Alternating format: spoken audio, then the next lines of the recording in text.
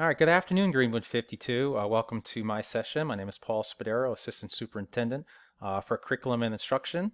And this is Greenwood 52's 2021 data review because we're going to make data-driven decisions here within our department. For Curriculum Instruction Department, it's me, Paul Spadaro, Assistant Superintendent. Becky Corbin's over Director of Literacy and Elementary Education. Jennifer Madden is over Director of Technology. Rob McMahon is our Technology Coach. And Joanne Campbell is over Federal Programs. And ladies and gentlemen, we are here to serve you and set you up for success. We're here to make your jobs easier. We're here to coach you and give you some effective strategies both in and out of the classroom. So please do not hesitate to call us, as we are here to make your jobs easier within the classroom. Staff meeting norms for all meetings. Please turn your cell phones to silent or vibrate. No sidebar conversations. No grading papers, reading newspaper. Please be professional while we're presenting information. Please be respectful for people presenting information. And any questions or concerns will go on your exit ticket in our Google Classroom. This is how we're going to distribute information to you with our Department of Curriculum and Instruction. Please join our classroom if you haven't already done so. Here's the class code. And please download the app to receive notifications within Google Classroom. I feel like this is a great visual in how a school district should run. Of course, with every house, you have a foundation, and the foundation of every school district is our mission. And our mission in Greenwood 52 is we want to impact students that change the world. Our learning principles is those 4 C's, and that's creativity, critical thinking, collaboration, and communication. We have a curriculum and assessment system with Rubicon Atlas and Mastery Connect. We have instructional programs and practices with our one-to-one digital learning environment, our personalized digital learning with all students receiving a Chromebook, and we'll have a blended learning model implemented throughout the district. Of course, we have personnel hiring and monitoring our hires through 4.0 and through our mentoring programs. And we have policy structures in the governments and resources in place throughout the state government. So I feel like this is a great visual on how we can run an effective school district, not only this year, but in years to come. I think every year we should have goals, and I think those goals should be SMART goals. And a SMART goal is specific, measurable, achievable, realistic, and timely. And our first goal for the district is, we're looking for a 5% increase in our student achievement data across all grade level, all core academic areas. So this is a prime example. Like, our reality right now is 30% of our 7th grade students are meeting and exceeding expectations according to the 2019 SC Ready Math State Assessment. And our goal for this year is we're looking for that 5% increase. So we want 35% of our 7th grade students will meet and exceed expectations on the 2021 SC Ready Math State Assessment. So whatever content area you teach or grade level, that's what we're looking for. We're looking for the 3 to 5% increase with our academic student achievement for this year. If you're new to Greenwood 52, this is our demographics. We have about 1,500 students in Power School, about 68% poverty index. We've got 20% state-identified GT students, 203 students with IEPs. About 13% of our students have an IEP. 3% of our students have 504s. African Americans are about 20% of the population. Hispanics, 3%. White, Caucasian, 70%. Roughly 120 teachers with 4 facilities. From 2015 to 17, we did not have a school report card rankings because we were collecting data during that time. But now we do under the Every Student Succeeds Act, that's ESSA, that came out in 2018. And the last 2 years, we've had school report card rankings. And if you click this link right here, you can go to and see our school report card rankings for the elementary, middle, and high school. Primary does not receive a school report card ranking. Here's where they are right now. And of course, we want all of our schools to be in the good or excellent category. That's something we should strive for this year and years to come. And it's all based on points. 80% of the school report card ranking is based on ELA and math scores at the elementary and at the middle school level. So academic achievement, 40% of that is, the percentage of students meeting and exceeding expectations on SC Ready, ELA, and math.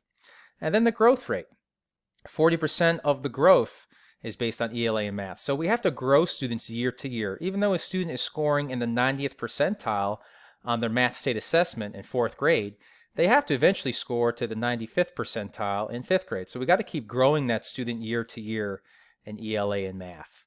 Preparing for success, that's our science and social studies scores. In elementary school, they take fourth grade science, and that's worth 10% of the school report card rating. And then the other 10% is the student engagement survey, where students basically rank our school throughout a survey they take at the end of February and early March.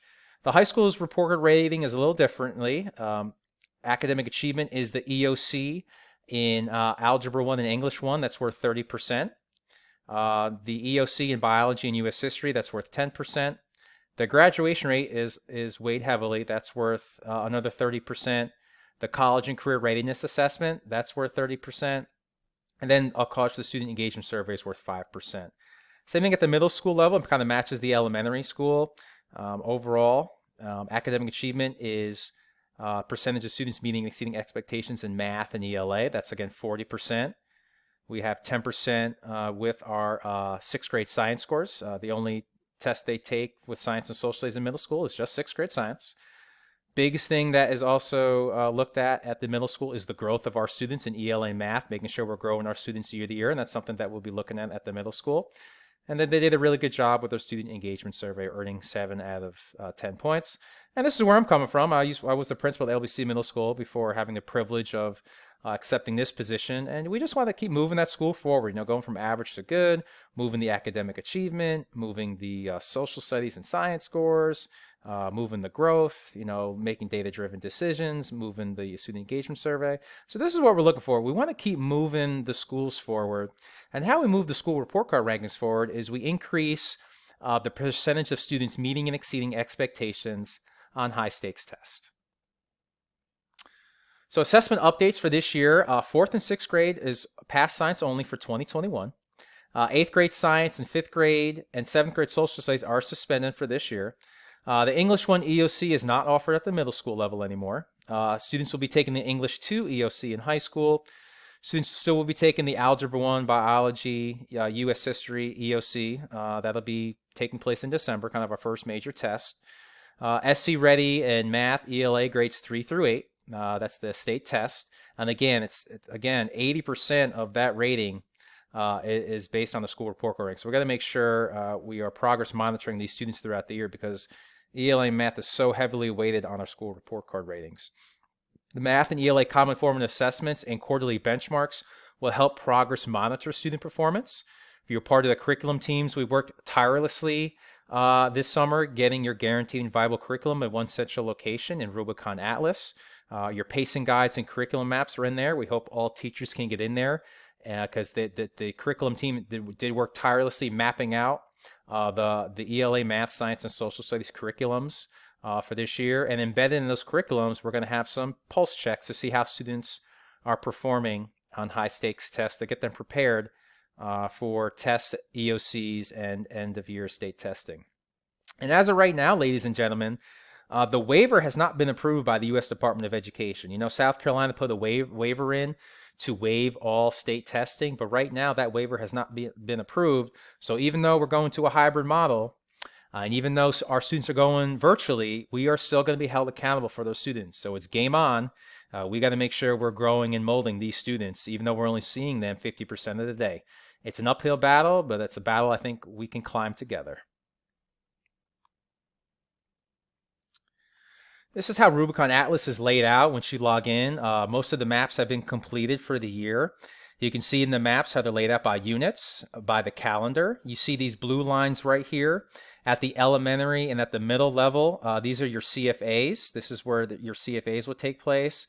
And what a CFA is, a common formative assessment, and it's teacher autonomy with the CFA. This will be embedded in your curriculum maps and be pushed out to you through Mastery Connect.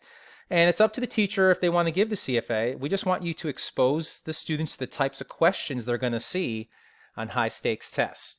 The yellow lines you'll see, these are also embedded in the high school curriculum maps. These are going to tell you when your benchmarks are. We take 3 benchmarks a year in elementary and middle.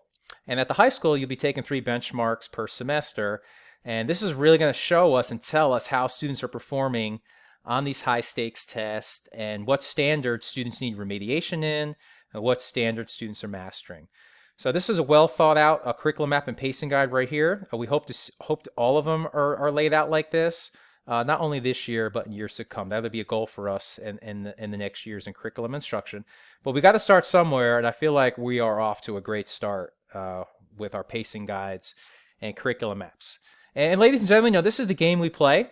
We want to make sure all of our students are college and career ready.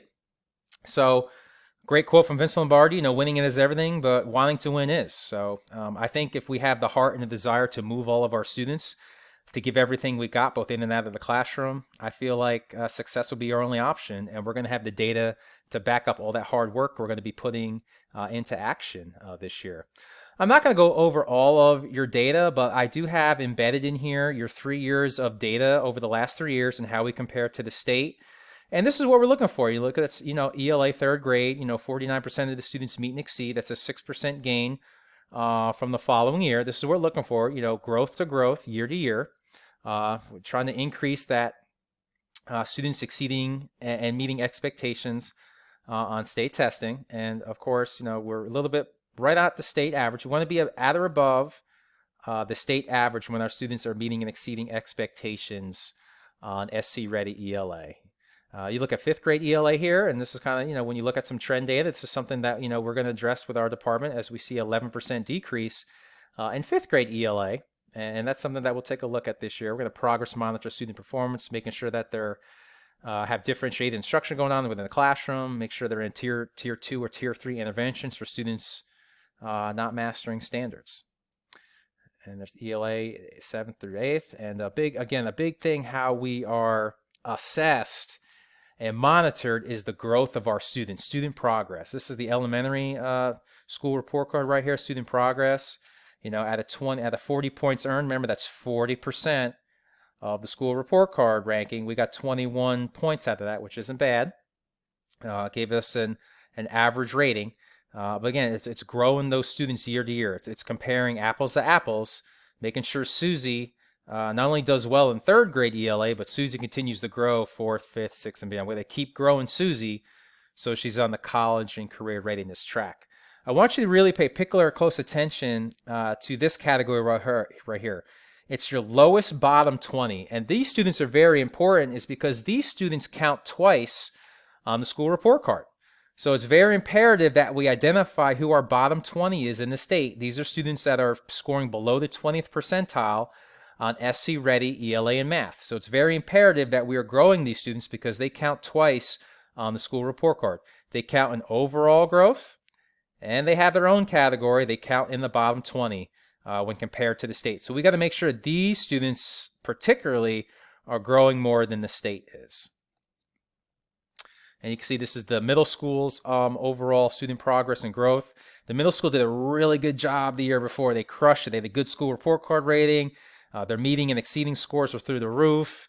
They had great growth. But then the following year, those students, they got so high, it's hard to, maintain those high students. So we got to keep maintaining those students at the meeting and exceeding. So we got to make sure that even though they're at the 65th or 70th percentile, we got to move those students to the 75th percentile, the 80th percentile the following year.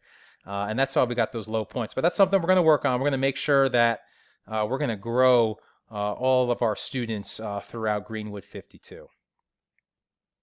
One of the ways we're going to progress monitor students is we're going to create data walls. So we're going to see how our students are progressing from year to year. These are lagging indicators right here. These are their state test scores. What a lagging indicator means is that this data does not change. It remains stagnant. But what a leading indicator is, and this is what we're going to go collect data on, is how they're doing on iReady Fall, iReady Winter, iReady Spring, how they're doing in their benchmarks. Are they in any intervention classes? Okay, are they growing from year to year? Are we seeing some blue? Are we seeing some red going to blue and some red going to green? This is a great predictor on how well students are going to do in May. And if they're still not growing, okay, what other things can we do for these students? Because right now, these students are targeted. We're going to make sure every teacher knows who's in their bottom 20. Okay, so you know who your bottom 20 is. And then you're going to see how their progress monitored. So we set them up for success. So they have the tools and strategies necessary to be on the college and career readiness path. See, English 1 EOC is growing, doing a great job here. You see, this percentage of A, B's, and C's. We get Our school report card, 30% of our school report card rating at the high school level is English 1 EOC and Algebra 1 EOC. We've got to make sure a percentage of students keep scoring at over a C. Okay, 59% up from 2018, which is good. This is what we want to see. We want to see growth from year to year. Of course, they don't take English 1 anymore, but they'll be taking English 2 starting this year. See our math scores. You see math grade 3 right here. They dropped a little bit from 18 to 19. You know, we want to respond to the red. You know, if we see a decrease in student performance, we got to respond to it. So what we didn't work last year. So what can we do differently this year? And how can we progress monitor student performance? What interventions and strategies can we provide for them to make sure that all students are on the college and career readiness path? See, this is what we want to see. 5th grade math right here, 4% gain. Okay, growing from year to year, over the state average right here, right on it. You know, that's what we want to see. We want to see growth from year to year with our test scores, and we want to be at or above the state average as well. We feel like we have above average teachers, we have above average students, therefore we feel like we should have above average scores. Our data should reflect on all the hard work and dedication our students and teachers do each and every day. Okay, middle school is in here too. Algebra 1 EOC, that's something that we need to address. That's been an issue with our high school students. Data is misleading a little bit because the middle school data gets onto the high school data. So if you look at the school report card, you see, you know, well, 54% of our kids get an A, B, or C on the Algebra 1 EOC. Well, if you drill down a little bit, that's also including our high flyers at the middle school taking the Algebra 1 EOC. They're really helping out those scores. But when we drill down, you just look at our high school kids taking the Algebra 1 EOC, you can see that only 25% of them are scoring a C or higher. And that's something that we'll be working on this year with our department. You see the grad rate for the high school. Again, 30% of the school report card rating is based on high school graduation on time, meaning that if a kid starts their freshman year this year, 20 kids, they need to graduate on time in 4 years. You see the on-time graduation rate at the school level the last 4 years. It's been growing. Went down a little bit last year, but compared to the state, we're doing a really good job. So keep it going, 96 High School, with their high school graduation rate. That's a really good job. SAT results. We got 3 years of SAT results here. You can see how we compared in 2018 to the state. We were just below it. You can see how we did in 2019. We were under it and we dropped. And then you can see how we did this past spring with the SAT. Went down to a 928 average score compared to the state. So you can see a trend here, right? You can see a trend with our SAT score. So that's something that we need to address at the high school level. What types of innovative things that we can do at the high school level to get these SAT scores back where they were a couple years ago and to really get above that state average. One of the strategies that we're going to implement across the district is PDL. That this may help improve our data. And what PDL is personalized digital learning. It's how it can reach our goals. Personalizing instruction for all students. What it does, it brings equity into the classroom. It levels the playing field for students in poverty. Basically, if a student, coming from poverty may not have access to a guaranteed viable curriculum, to laptops, to Chromebooks, to technology. So I feel like that's why the district went to a one-to-one rollout. It transforms the delivery methods of our classrooms to match the needs of the modern student, which is the 21st century learner. And in a nutshell, teachers who teach well and have opportunities for students on technology is the most effective, engaging, and expedient way to facilitate learning. Why we're doing this, why are we giving everyone devices, why are we implementing technology in the classroom? Well, we want to maximize academic achievement with a blended learning environment through a one-to-one initiative to ensure every student is college, career, and citizenship ready. That's why we're doing all these great things for our students and for the schools. We want to make sure that every student is a 21st century learner and they're prepared for college and beyond. With our PDL initiative, it's basically a one-to-one rollout. What type of model is that called when you infuse technology into the classroom? All these students have all these devices. How do I teach in a one-to-one classroom? Well, the model is called blended learning. And in a blended learning classroom, classrooms are interactive and dynamic, You're blending your talents and technology tools. The device doesn't replace the teacher, the device enhances the teacher. You can work directly with individual students and groups of students. It also gives you real-time data through adaptive digital content with iReady, with MAP, with USA Test Prep, with Big Ideas, things like that. Students who work collaboratively in collaborative creation stations use technology to create products, conduct research, develop multimedia projects, and they're able to communicate through online discussions.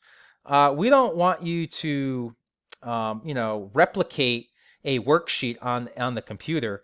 We're not looking for replication in your classrooms. We're looking for you to transform your classrooms. We're looking for that transformation. Transform your classrooms so students are creating products that they can use in real-world situations. It's an opportunity for teachers to pull teacher-led small groups for students not mastering lesson objectives. So many times, teachers don't have time to remediate. Well, in a blended learning environment, it brings differentiated instruction in the classroom. You can now remediate because the device controls their learning paths when you have to pull small groups. They have stuff to do now that you don't have to create. The computer generates activities and resources for you so you can pull small groups and you can maximize your talents. It brings differentiated instruction within the classroom, and it can infuse Tier 1 and Tier 2 interventions within there. Again, this is the big shift that we have to work on, not only here, but across the United States, where we're going from a traditional classroom to a blended classroom, where the teacher is the sage on the stage, but then the blended classroom, you're the guide on the side. Traditional is your focus on the delivery of instruction, and a blended classroom, you're focused on planning the instruction.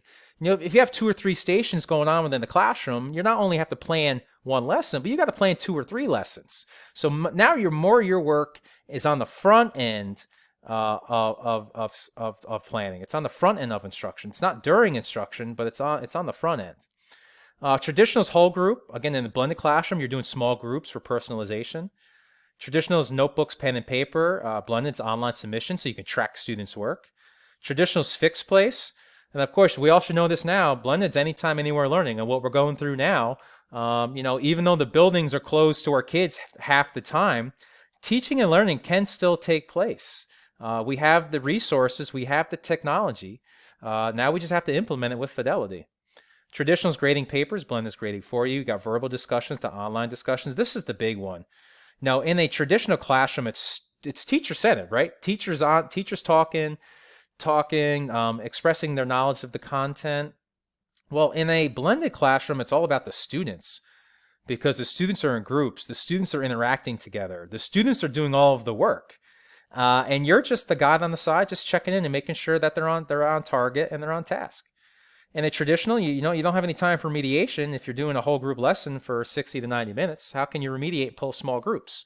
Well, in a blended classroom, it gives you time for remediation to target those skills that students are lacking and they're not on grade level. So next steps for college and career readiness. These are the things we want to implement this year to make sure all of our students are on the college and career readiness track. Big thing is collaboration, ladies and gentlemen. We can't do it alone. We need each other. Shoulder to shoulder learning, working smarter, not harder. And use your teammates to help you through this technological world. There's a lot of tools out there, a lot of resources and strategies now at your disposal, and sometimes it's too many. Sometimes there's just too much technology getting thrown at you. So I recommend you really being good at like 2 or 3 platforms, 2 or 3 things of programs that you know really well, and you continue doing those and sharing those with your parents and with your students. So we're going to do all these things, create multiple pathways for incorporating differentiated instruction. You're going to hear this a lot this year.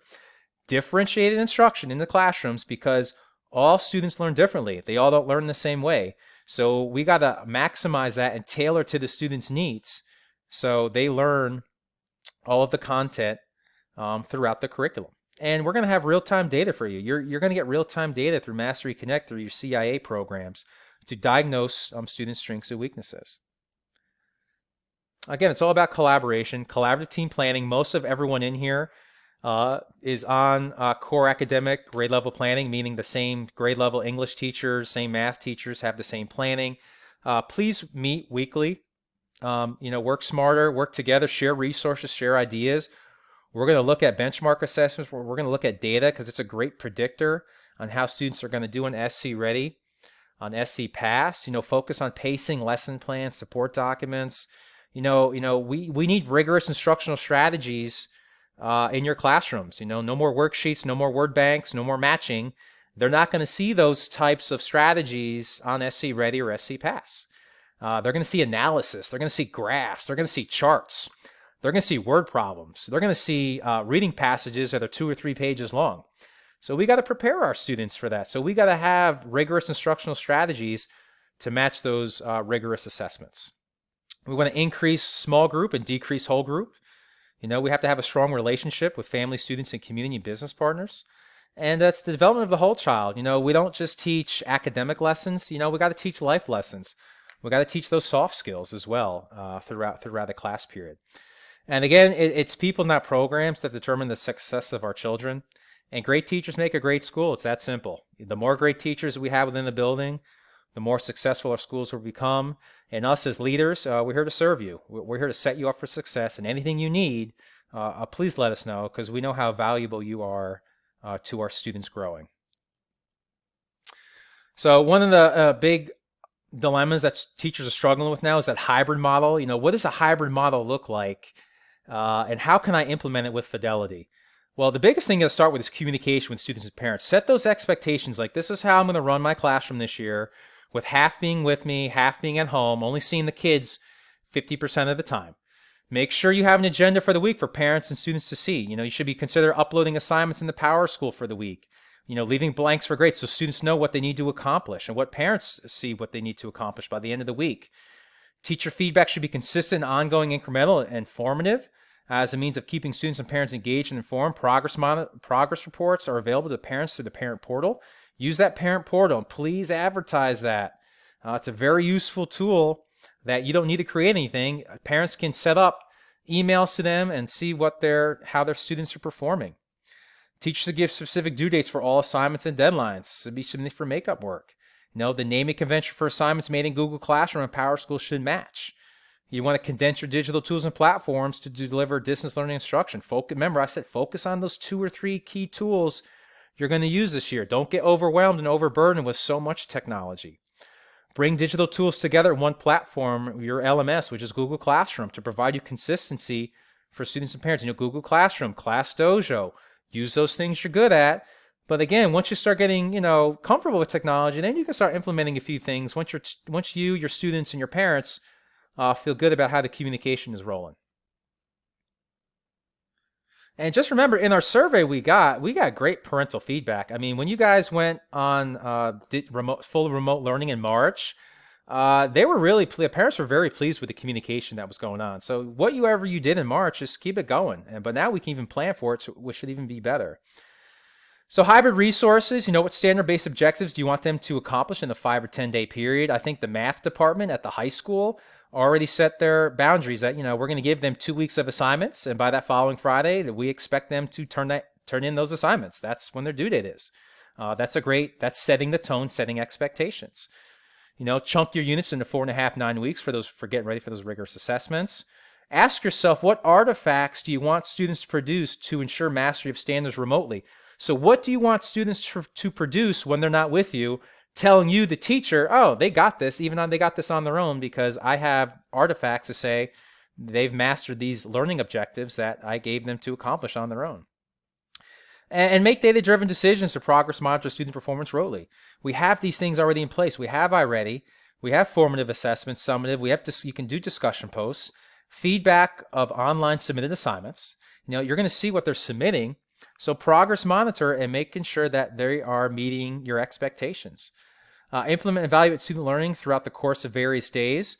You have the remote learning resource there. That's stuff that's already created for you. You can push out to your students.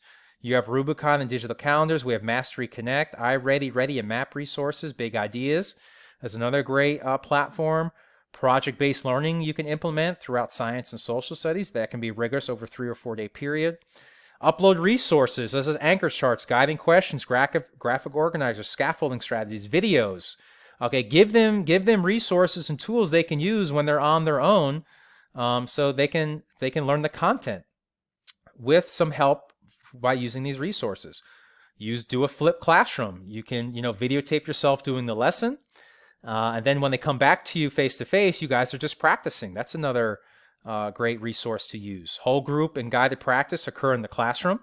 Okay, and then independent practice should be taking place at home. That's a big strategy they can use at home, independently practicing the work you've taught them at home, but also starting some new content as well with support that you've given them.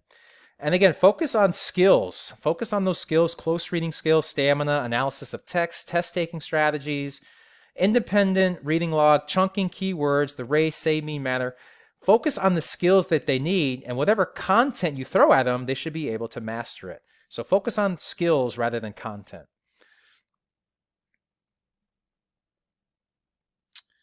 And hybrid resources, I'm not going to go all of these, but again, you can live stream, assign weekly a student technology helper within the classroom so you can record or upload videos into Google Classroom. Do a pulse check through Google Classroom during independent work or your planning time. Daily facilitated discussion boards for online interaction as a check-in. Again, whole group guided practice should be taking place in the classroom. Independent practice, that should be taking place at home during hybrid model. Collaboration online with other students. Assign them a virtual cooperative learning group. We've been talking about this over the past few days. Even our trainings to teach the facilitators have been even saying this, like pair them up with 2 or 3 students. Be strategic and make a data-driven decision to pair them up. And if they get into an issue or they have questions, they can reach out to the virtual cooperative learning groups. And again, thinking about being in the building, but being ready to pivot at any time for full remote learning. Okay, we have to be ready at any time. If someone has to be quarantined, if something happens within our building, we have to be ready at any time to pivot for full remote learning. Okay, and again, think of our adaptive digital content programs that track students' data, align to standards, so you can strategically assign them to fill learning gaps so artifacts are produced. Think of the things we already have in place and use them. Don't reinvent the wheel. We have all these things in place. Use them and don't reinvent what you're doing.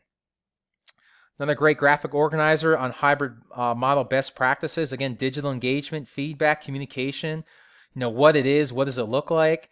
Again, these are all the things that I kind of just went over, but I gave it to you in a graphic organizer as well. If you're a visual learner, you can see what the expectation is, what feedback you can provide in a digital world, and what type of communication you can establish with your parents and with your students.